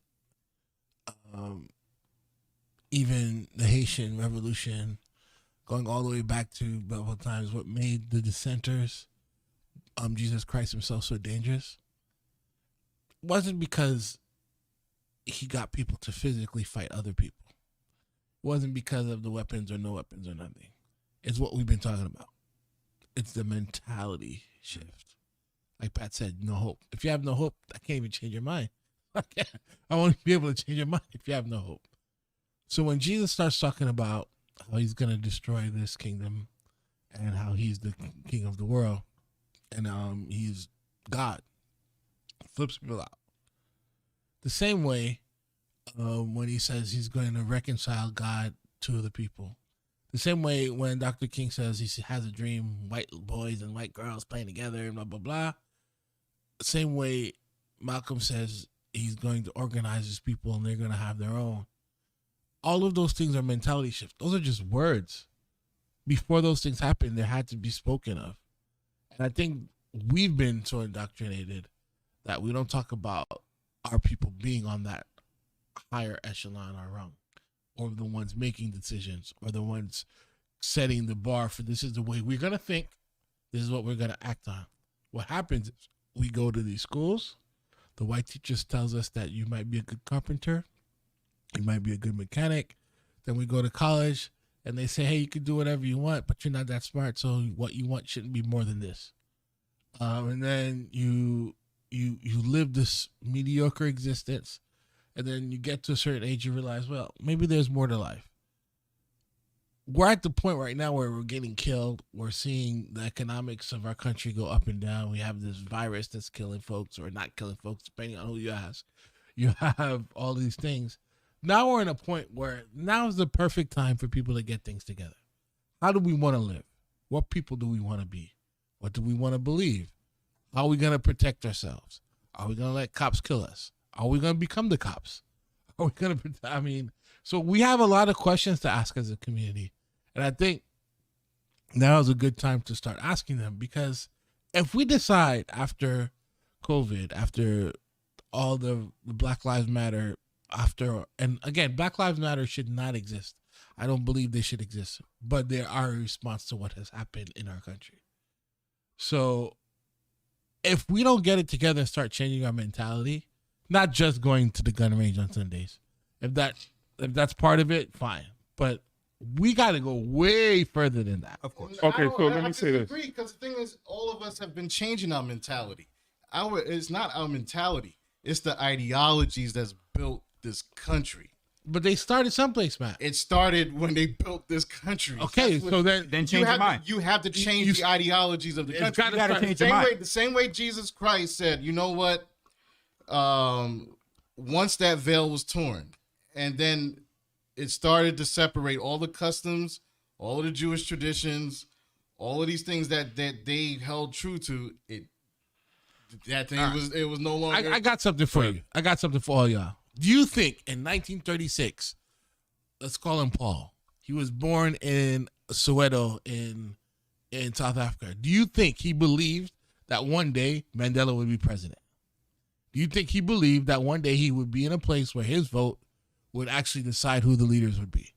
He did not. There's no way he could have believed that. But how? But he had to go from that point to a point where he did see Mandela become president, or he was able to vote. For that to happen, he has to believe something different than what he started with. Here's what I'm saying too, Matt, right? I am with you when it comes to the indoctrination of black people, right? Of our mentality, the ideologies put that. I think what I'm saying in the process is, while I fully understand that, while I'm fully truly concerned for people that look like me, right, in our community, and how do we move this, because now I'm leaving seeds behind, right, and and pray every day that I don't go before them, right, that I didn't think that if in my prayer time that I'll be praying that listen, I just want them to bury me, I don't want to bury them. That's right. You know what I'm saying? Me saying that every day, you know what I'm saying? Coming to that point where I'm just dag, man, what am I leaving for them though? What culture am I leaving for them? What culture are we leaving for our kids? All our kids are growing up, you know what I'm saying? And people that you have that young dudes that if you don't have kids, right? Yeah. They're growing up, and you're like, yo, what is it gonna be like for them? Because we're talking about all this stuff now, right? But we're not preparing them for anything. It's just good speech right now. You know what I'm saying? So if we can't hope that we can bind together one day and get this thing together, then what are we doing, right? I think if we can't hope that we gotta train right now, like Don just said it, their kids are being trained in the woods right now, learning how to shoot since they're kids, and being trained. If we can't start that process now, we are worse than an infidel. Yeah. If you can't take care of your family and treat and do that for your community and your family, what have you been doing this whole time? Just yapping away and go to church and keep yapping and nothing, bro. I come to you right now and I hand you a gun, you don't know how to shoot it, right? And all you need to know, you can tell me, it doesn't matter. But my thing is, if I tell you handle yourself with a gun quickly, you don't know how to do that, right? And it's not just to say about gun. We're talking about gun control. If I tell you right now, stop buying stuff, can you do that? Hell no, you can't, because everything you buy ain't your community that made it. Most of the things you buy ain't your community that made it. There are people doing stuff, right? If I tell you right now, oh no, don't buy another thing. Don't buy another instrument until you make it yourself. Oh yeah, you see your face? Yeah, how can I do that? Impossible, right? Right. Because you keep buying, dude. That's what I'm saying. Like, yo, if we don't do something, some semblance of something, like to leave back, yo. Like what?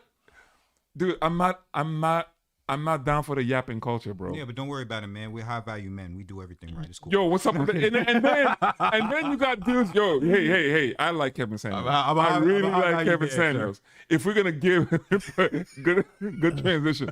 If we're gonna get it, I love Kevin Samuels. High value men. I agree.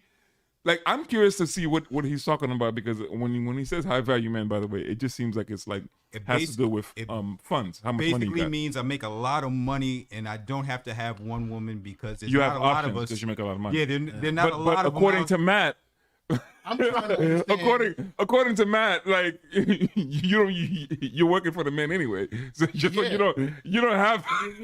You're working in the system you're working in the system. So what are you talking about? So what the hell does high value men mean? Yeah, right. Because like, okay, here's what I understand about this high value this thing. Like, okay, you make. Wait, first, let me just say this, right? Yeah. No. Let me just say this. We just evolved. Are you ready for this? Are we ready for this conversation? Yeah, go ahead, man. Cool. Yeah. So here's what I'm gonna say, right? I had to be objective in listening to Kevin, right? Mm-hmm. Here's what I say. Because when he says high value men, he's mostly talking about people that have money. People that have money have options. We know that. Money, whoever has the goal make the rules. We know all that stuff, right? Mm-hmm. I had to come to a point and be objective and say, well, don't be offended the fact that he says high value men and he's equating that to money, because you might not have the money, right? Because then you lose the point. But that's all I'm gonna say. Here's my question. That's all I'm gonna say. But you might. This is okay. So where does high value men start? Because is there a number? Like, is it just a 6-figure salary? Or let's say it was a 5-figure salary, and like you let's just say you just decide, oh, I make a certain amount of money. I'm gonna go to a poor town in Mississippi, and I'm gonna be a high value man in Mississippi. Is that possible? Like, yeah, can you be a high value man? Absolutely, because it's less to live there. Yeah, but that's So you're a relative, high-value though. man. How is it? But I'm saying, like, you could be a high value man in a poor neighborhood and have options. Yeah, but you're still in a poor neighborhood. I don't think you have to doesn't have. matter. I don't. Like, To be honest, that would be subjective. I don't think you have to. That would be I don't think subjective. you need to be a high value man to have options. Most men have options. Right, but what I'm saying is the You know what high I'm saying? value man bracket. Like, is there a specific number? Because it might be subjective, or it might be subjective to where you live. It might, you know what I'm saying? Like, if let's say if He's talking about like, he mentioned it. I'm just gonna say what he said. He mentioned that, it's people that are like men that are in the 6-figure to 9-figure type of thing. Like they have a lot of options. They economically in a certain bracket. Okay, well, I'm gonna say this knowing that all of our wives are watching, so stir the pot. So, what's your take from that? Is that an opinion you agree with, sir, or No, I don't think you put value with funds, right? Because funds can be taken away from you, right? So, Man, I wish I could do a Kevin Samuels impersonation right now. Here's the thing though. But funds help you solve a lot of problems, right? And I get what he's saying. You're 40 years old and you don't have $12 million? For example, like him saying you have options. I'm like, well, I've been had options. yeah. And I didn't need to have millions to have options. I've been had options with women. Like, getting women is not about money. Getting women is about swag, bro. Like, I could be like, listen, y'all know damn well you could have a lot of money and I could pull up on you and still your girl be looking at me. Yo, I'm not ready for this conversation. It's just swag. We know this. Everybody in this room know this, yo. Like, you've been to a place where somebody might have bigger stature than you, but they're looking at you. Like, come on, man, please. So it's not about the funds, yo. It's about you, like what you bring, yo, how you look. Like, for example, if you look like just like us, women are very visual people too. You know what I'm saying? If you look a certain way and you come presenting yourself a certain way, and you just got that thing. You know what that thing is? That thing that even the dudes are looking at you like, damn, nigga, don't let that nigga over you with your girl alone. Because yeah, but if the girl is like 25, nah, dude, no. If the girl is like 25, listen, let me tell you something right now. Mm-hmm. The best of them, the best of women, will still look at another man. No, I'm not saying they won't look at it. I'm saying no, and they will still fantasize about them. No, you're not. The best of them, the ones I'm talking about. the ones that are in your prayer lines. No, that's not what I'm talking about, bro. The ones that go after your look. He's like, oh, he looks great. He has nice eyes, or he has swag. Dude, that's like, they stopped doing that after like 27. I'm telling you, 25, bro. 27. I'm telling you, not so, bro. Yeah, not so, Dwayne. Unless you're just a dick. If So. you're a dick, then that's Dwayne, different. I'm telling you right now, it's the women cannot help it. I'm sorry. I'm just gonna say this. They can't help it. Listen, man. All right. You know what? I'm gonna go. No, go, Go, Val. go. They can't help it. It's in their nature, man. They can't help it. They can't help what? Their desire is to be with you. Their desire is for the man. Their desire is for a woman desires to be in a relationship. A woman desires to be with you. Listen, with a man. Now, granted, I'm not saying that they're not capable of making a decision and saying, no, I'm not going to do that. Right? But you better not be fooled that it's not in their minds. That when they see that other brother that come, that you've been slacking, but they come in with that thing, and you don't think they're thinking about stuff? Guys. No, but that's not. Y'all got So wait a minute. But what I'm saying is they are, man. Like we cannot be juvenile in our thoughts and thinking that they don't think the same thing. But but does that make? But is that part of what makes a high value man?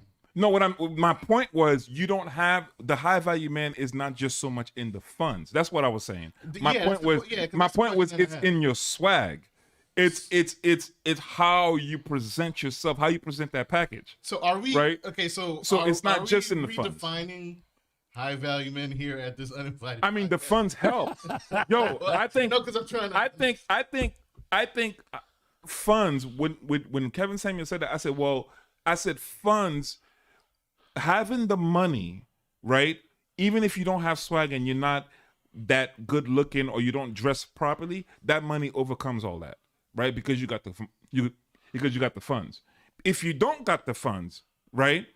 Now you got to be like, yo, I gotta present myself a certain way, right? Because but none of that swag is gonna matter if you live with your mama. Yeah, but you're actually defining. None of that swag is gonna matter if you live with your mama. It doesn't matter. Yeah, I don't think that matters. What are you talking about, Dwayne?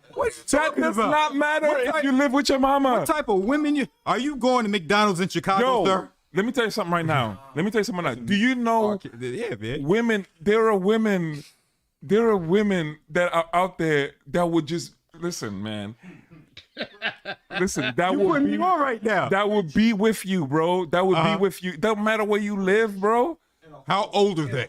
It don't matter where you live. You don't. Okay, here's the first. Am I putting the key in the ignition? Guys, here's the first principle. They're made for you. They were made for you. I'm trying to figure out what women are you talking about? The money didn't matter. Like, okay, here's the thing with a woman, right? You could present security. You could present like that you'll take care of them, that you're a protector. Like you could present you as a man and in your value and what you bring as a man naturally. Yeah. You got a woman. The money helps. Don't get me wrong. Right. See, that's what I'm trying to say. The money helps. It's all about, but you can bring more than just. I mean, you can bring more than just money to be a high value. Oh, absolutely. And we're also talking level of woman that you're getting. I mean, I'm saying if there's a certain level of woman, you can get a woman any tax bracket that you are. You can be unemployed and get women. Let's be honest. But it's the type of women that you're getting. Let's be honest. When we talk about level, we're really talking about looks. Yeah. That's what we're talking about. We're talking about how they look. And we know that, like, listen, she's bad, right? And that's what we're talking about when we say level. She could be dumb as a doorknob, yo. Right? It doesn't matter. For us, you would be right. You would be right. No, Who's maybe making next next week week? podcast. I think we need a woman in this conversation. Sure. You would be right. However, I don't know if we would get very far in this conversation because if a woman was here, they'd be like, "Oh, wait, what do you mean?" Here's what I've Yeah, experienced in my we my years. But we should though. As far as high value, value is in the eye of the beholder. How you present yourself is very important. Right. How you speak is very important. Money is very important, but that's relative. Yeah. Matt, you know it's true. We're all musicians. We've been in circles with super popular people. We've been in circles with celebrities, with people we know have millions of dollars documented. And because you just finished a incredible set and you come off the stage with all the confidence in the world, all of a sudden you got groupies inside of that space. And that's what I'm saying. That caveat, you can't mess with musicians. Yeah, you can't mess with musicians. You could be rich all you want, Kev. Let me go play that tune. She coming with me. Yo, good saxophone or solo? that night she gonna think about me while she with you. Stop it. Yeah. So he didn't. I got an issue with the whole high value thing. No, because you know I got what an issue with it. you know what it is. You know, you're playing that tune. It's we have this seductive thing. You've experienced that. Yeah, okay. that's why again, like I have this question about how do we go about defining high value? I got an issue with that with the whole term in this particular aspect because high value man is basically all about optics. Basically, I got money. Oh yeah, we're not talking about people's soul and what they believe. No, wait, that's ridiculous. Sorry, I'm sorry. I gotta take it there. But I'm saying love and things like that. Yeah, why would we No, talk about not that? at all. I'm saying, I'm a high value man in Christ. but they're saying, Okay, by yourself. but they're saying like basically, is high value man if you have the money, you have looks, Swag. you have the type of lifestyle as well, because that's part of it. And so basically, because I have all of these things. I can have this woman. They can know about each other, but they're going to stay with me because I afford them a type of lifestyle to make them stay. Yo, it's funny you say that because Kevin Samuel said something, and I was like, damn, I don't know if I could disagree with that. Because he was like, listen, you could take care of these women. More than likely, they're not saying they don't care. In certain cultures, like it was with our culture, like the idea was take care of them.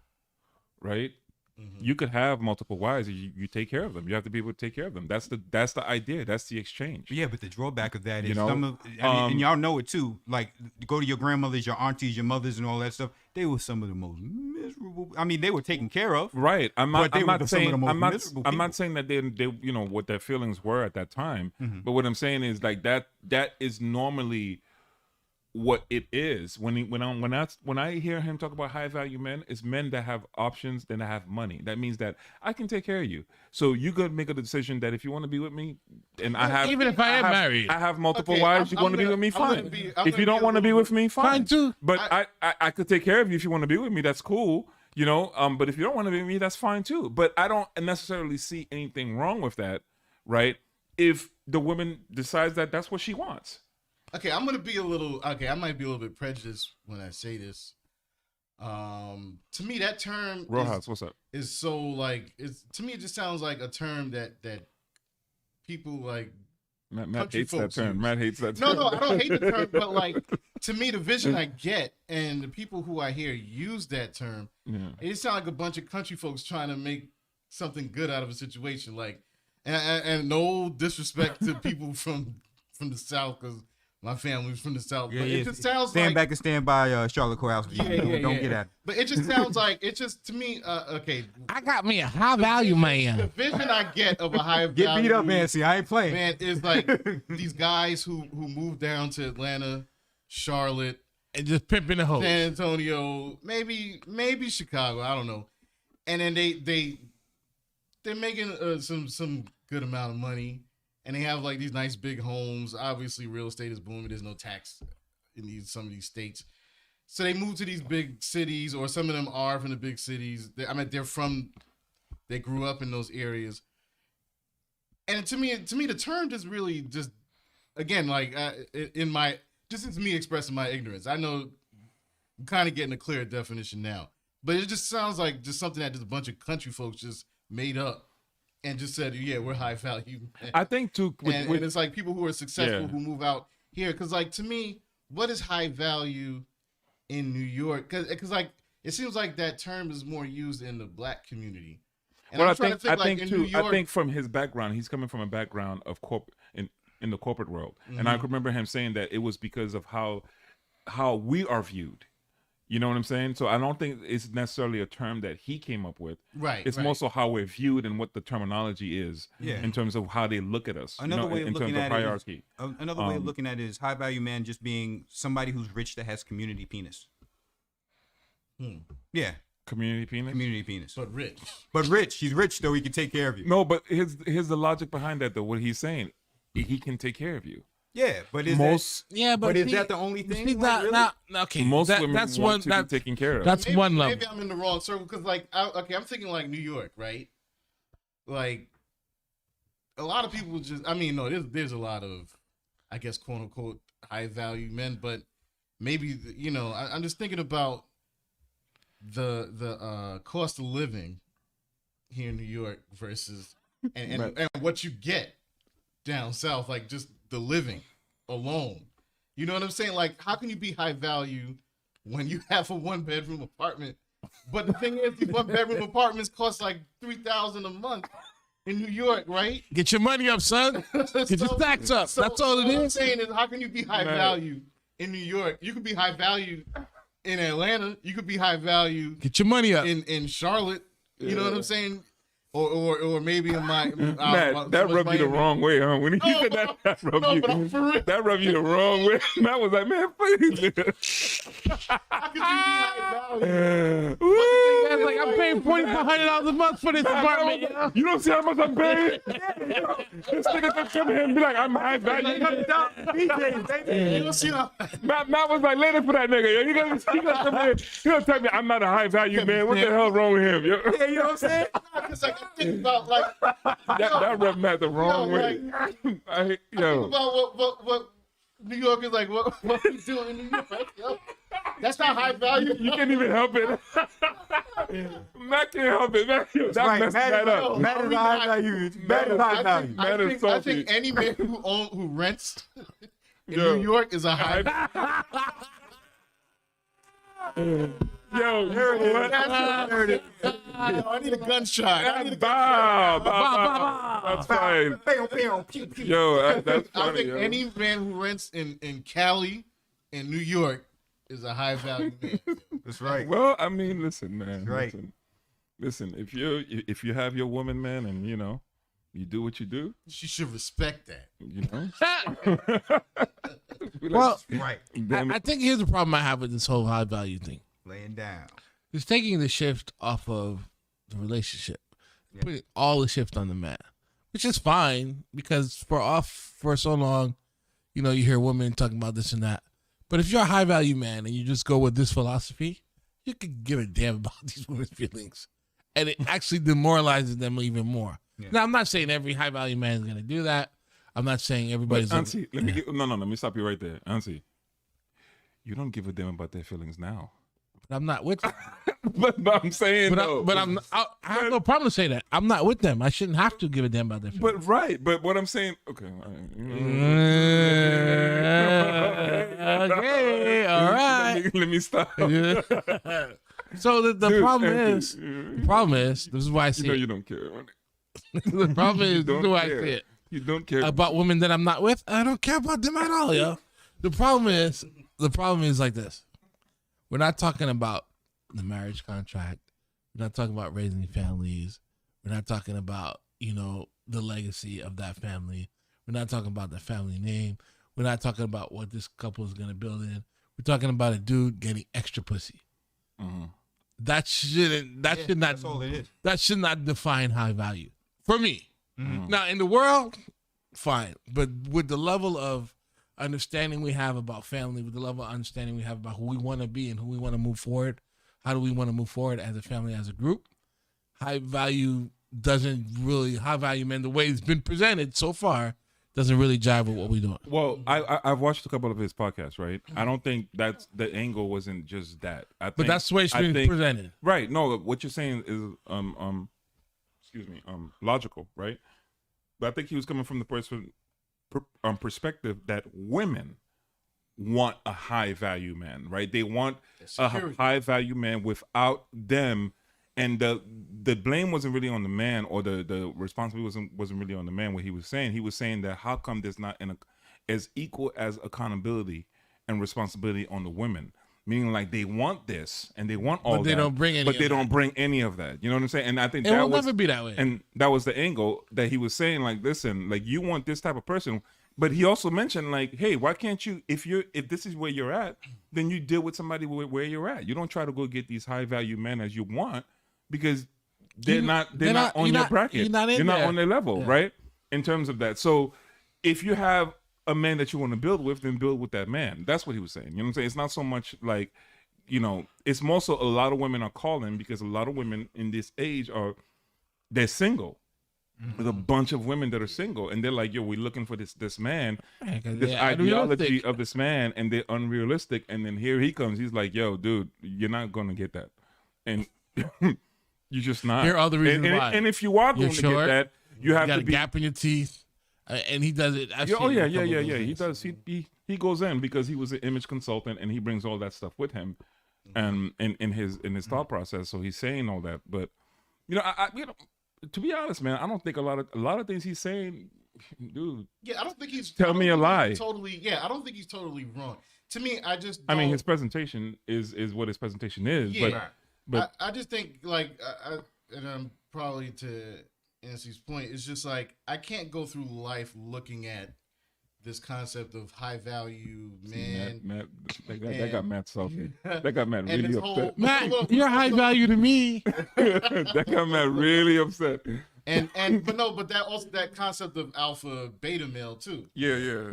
To me, like if we're going through life to figure out who's the alpha, who's the beta, who's this, who's that, then it's like, I don't know, man. To me, it's like you're losing sight on, or you're missing out on some other areas in life. Like I can't look through that lens. You know what I'm saying? Like, okay, who's high value? Well, who's Apparently, DMX rest in peace will always be the alpha.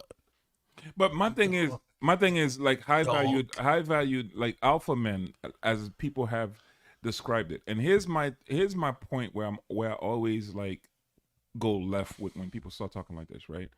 If you tell me that like I am an alpha man, right? Okay.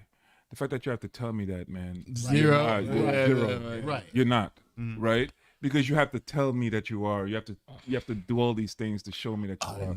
Like, and that's my thing. It's like, yo, like I've always looked at power, real power, as you feel that joint. You know what I'm saying? Like, if you are that person, or you are that dude, or you are what you want me to feel that you are, or you think you are, right? Like, there's no conversations that we need to really have about that, right? Like, you just feel that that's what that is. Yeah. Right. You know, and I think that dudes that talk like that, and I'm like, well, do you need somebody to be less so that you can be what you are? If you do, then it's not really power, is it? Yeah. Right? Like you need somebody else around you that's like this, so that you can be like this, right? Real power isn't power trip. Then it's not really power though, because you have to do it against somebody. Like, for example, if we're on the court, right? I'm beating you, and I know you can't play. I don't get no gratification off of that, right? The gratification is when we two meet and we two are at equal place, and then if I win, then there's more things I can talk about, right? But I can't talk about and be gloating, running around talking about I beat somebody I don't know how to play ball. I'm like, come on, man, like, you know, like, what are we talking about here? So that's why I'm saying when I hear these terminologies, I'm just like, well, like, you don't got to say that. Yeah. You know, if you are, you are. Like, you just are, man. Like, you know. Yeah, and I think Like, you know, like, No, yeah, you're I'm an alpha man. No, you're not. Like, I'm like, Nah, no, you're not. we worry No, about you're not. optics too much. We don't worry about what's actually important. You know what I'm because saying? It's because just- you're okay. Let's just say we tease this high value man to its reasonable conclusion. Okay, you got a bunch of chicks, fine. You might have family. Might have children with each one of them. The situation will arise. Well, one, what's the emotional aspect of it? How do people feel? We don't like to deal with that. It's like, well, it doesn't matter how the woman feels. I'm a high value man. Stop talking about people's feelings. Yeah. Or how do your children feel? You can't tuck all. We of don't them care in. about kids. You know, you can't tuck all of them in at night, and they may feel a type of way about that. If you remember, and I don't want to say his name out loud because he's really good with the Twitter fingers, but there is a certain rapper that had a back and forth altercation with his son on Twitter. And then he had another son. Yeah. Oh, sorry. Yeah, that guy. And then he had He's a another rapper, son. good And now rapper. all of a sudden, he's like dad of the year with this one. But your son, who's 20, who's up there, he's older now. He hates your guts. I don't want my children hating me. I want them to know that I love It doesn't matter if my kids hate me or not. I'm a high value man. Yeah, you're not high value if you're doing that. It doesn't Like, matter it if doesn't the matter women how much money you are miserable. I'm a high value If man. my son, if my son or my daughter's growing up like going out and trying to date men like me and I'm a poo butt ass dude, that doesn't make me happy. So I'd rather have love my wife and then love my kids and they all come from the same place and there's no factions like this is my daddy, no, this is my daddy, and this is my mama over here. And then, it's not a good look. So that's not high value to me at all. Yeah, I mean, I can't disagree with having influence, like meaning like your castle is your kingdom, right? Like you gotta govern your castle accordingly. I don't disagree with that at all. I think that again, when it comes to these terminologies, what I deem to be corny is like if you need other factors to determine your worth, then you ain't worth nothing. You understand what I'm saying? And that's my thing. That's along my train of thought. Like you don't need other factors to do that. Like, If you live in New York, you're a high value man. you just are. That's it. All right, man. You just are what you are. You know what I'm Yeah, saying? you Like are, it's you not just that. yourself. Like that's just. But I like Kevin Samuels a lot. He's honest. I think he's Better saying. than Derek Jackson. I think he's saying some cool. I think he's saying some things that we should be talking about. You know what I'm saying? Yeah. No, like I said, I really don't find too much problem with him. But like I said, it's just just looking through that lens. But then again, like I mean, you gotta understand. Like I think we're all we are all married men at the table, so we're not on the dating scene. So I think that dynamic looks different now. Yo, it's crazy for them on the green scene. Yeah, man. yeah, so Like women are, A lot more aggressive nowadays. No, it's just tougher, man. yeah, and It's tougher for them. It's easy to smash, but it's like hard to have a relationship. Yeah, It's tougher, man. and that's what people want. People have options. Yeah. Everybody and, has like options. I just don't think and yeah, I think it's a lot tougher for women now. I mean, I think it was always tougher for women, but even more now. And like that ratio of women to men, like it's getting larger now. And I think women, I think it's just women just trying to find solutions and just trying to figure out how to navigate through the dating scene and trying to. Here's my thing. I'm glad you said that, and let me throw this out there, right? If we don't talk about this now, we'll talk about this other podcast. Let me throw this out there, right? A lot of women. I've asked this question to wifey at times, right? And I'm just like, you know what baffles me? I said, women are talking to other women about men. Like, how are you saying to me, like, you're trying to get a man, right? Like, and the logic, I believe, is wrong for a lot of women. Like, except if you have brothers, right? Like, I have sisters that I talk to, right? And they could bounce things off me. That's a blessing for them. That they could bounce things off me because I'm a man. I could give them real man thought processes, right? In terms of for them to get some level of understanding. But what I'm saying is, if you don't got nobody to bounce those things off of, it becomes really hard because next thing that you got is your girlfriend to go yapping with about something you know nothing about, which is being a man. Like you can't go to another woman trying to understand a man. You gotta. Well, I think also you gotta talk to a man about that. I think it's we don't know how to have a true healthy conversation when it comes to those things. It always ends up being like this battle of the sexes things, and like I think like it has to be a place where everyone just has to like vent, but don't stop there. Once you finish venting and you get all your stuff out, once you finish purging, like now let's have the conversation. But it always starts and ends at that venting, and you never get anything out. When you say venting, who are you talking about? Black women? Yes. Yeah, both men Yeah, and black women. women and men, because Bro, men there's- invented some stuff. Yeah. It's less likely. We have 1 minute, but it's less likely I've seen men vent So- about it. I've seen. What are you talking about? I've seen They got black it women everywhere. vent more. What do you Has see? They anybody? got it Well, So that's what I'm saying. Are we talking about venting? We're saying black women, but Well, in no, code. I think is it code? for next one, we really do need to talk about what are the responsibilities of men towards women. Period. In today's context, in the context of the Kevin Samuels thing or whatever like that. Because if we do that, then we could really start speaking on what the responsibilities are and what they aren't, and what the women's responsibilities are and aren't, and that will define value a little better. But I know we got to go. Okay, relationship podcast, and we need some women. Yeah, we do. I'll be All on right, this thing then. now for that. Yo, enough said. We just gotta have this podcast soon, though. Hey man, All right. Bring on these women. I'm bring gonna the women. Bring the bring my women. high valueness on the next. Yeah, yeah. You I'm might, high you value. might, They you ain't might ready. have to bring another one. They ain't man. ready for all this high valueness. High valueness. Lord, have- I'm gonna come in with a suit. I would love to have that conversation. Yo. With that being said, we out, man. I would put it All right, back peace up. out, y'all. We out, y'all. All right, All right, peace out, people. Oh, wow.